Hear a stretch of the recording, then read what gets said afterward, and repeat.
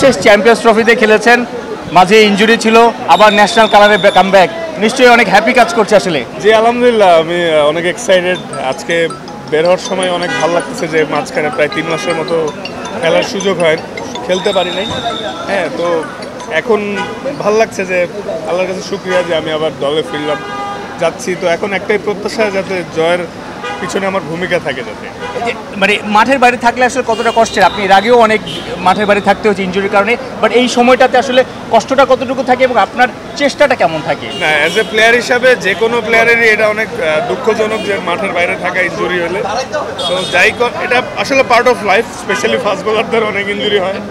তো মানে এটাই আমার জন্য এখন খুশির ব্যাপার যে আল্লাহর রহমতে আমি আবার ফিরেছি।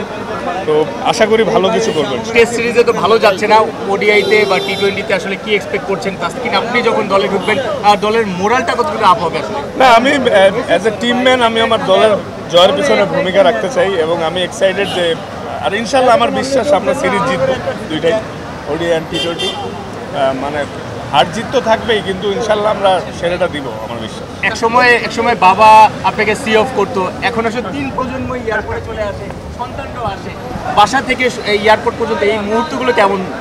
না, এটা শুকরিয়া আল্লাহর কাছে যে এখন আমার বাবা সুস্থ আছেন, জীবিত আছেন। আমার বাবা, ছেলে এবং সন্তানরা মাশাআল্লাহ, তারা খুব মানে এখন ক্রিকেট বোঝা শুরু করতেছে, তারাও এক্সাইটেড থাকে। আশা করি ভালো কিছু হবে, দোয়া রেখে সবাই যাতে সিরিজ জিতে আসতে পারে।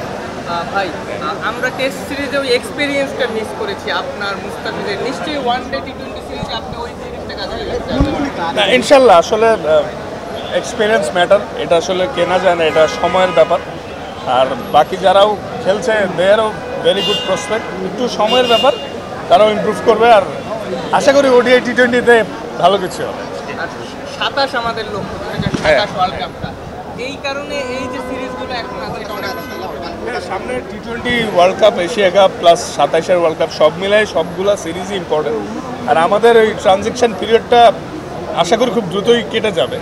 মানে সব টিমেরই এমন হয়, যখন সিনিয়র প্লেয়াররা চলে যায় সবার একটু গুছিয়ে উঠতে টাইম লাগে। আশা করি খুব দ্রুতই আমরা ভালো কিছু। আপনার পায়ের কি অবস্থা, লাস্ট আপডেট কি? একটু মানে আগের চেয়ে বেটার, আল্লাহর রহমতে আরও বেটার হবে।